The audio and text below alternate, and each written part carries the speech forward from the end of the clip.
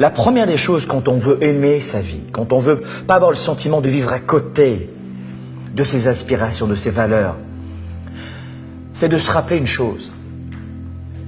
La recherche démontre que nous vivons en moyenne 30 000 matins.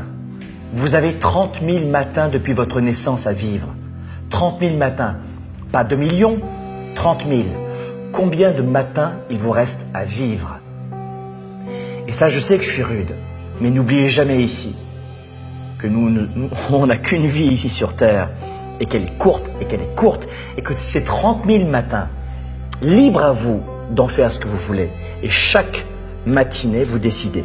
La deuxième des choses, c'est un peu rude ce que je dis. Ah, mais c'est très vrai. Ça fait réfléchir à vos têtes. Mais la deuxième des choses, c'est que ça suffit maintenant, basta, de se comparer sans arrêt aux autres. La vie est dure. À quoi vous la comparez? Cessez de vous comparer au voisin. Le voisin, l'herbe est plus verte chez le voisin. Mais ça n'a rien à voir. L'herbe est différente. Cessez de vous comparer aux autres en permanence. Ça, c'est la clé numéro 2. Clé numéro 3, s'il vous plaît, écoutez ce que je vais vous dire.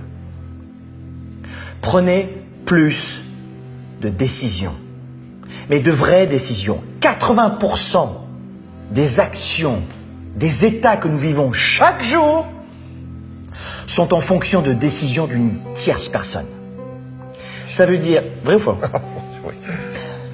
C'est-à-dire que si vous voulez augmenter votre degré de bonheur, il va falloir augmenter votre degré de prise de décision.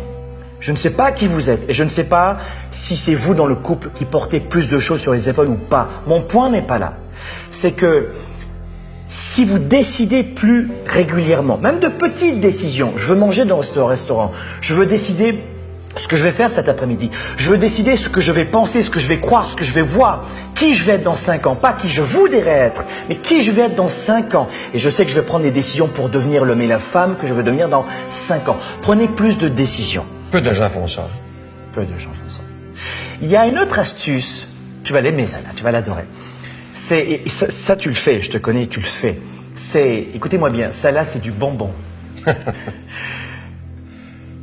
Anticiper les joies à venir.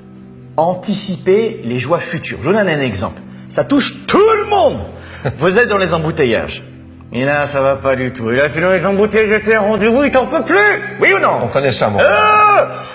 Vous êtes dans une réunion de travail, c'est terrible, j'aime pas être ici. Anticipez les joies, la joie future de vous dire, dans 2 heures, je serai à la maison, avec mes enfants, avec mon conjoint, ma conjointe. Dans 2 heures, je pourrai prendre un bon bain. Et tentez de ressentir ce que vous allez vivre. Tentez d'apprécier, de respirer comme vous respiriez à ce moment-là, face à vos enfants, vos partenaires, les gens que vous aimez. Anticipez les joies à venir dans un moment de galère, de trouble et de tension. Ça, c'est du bonbon.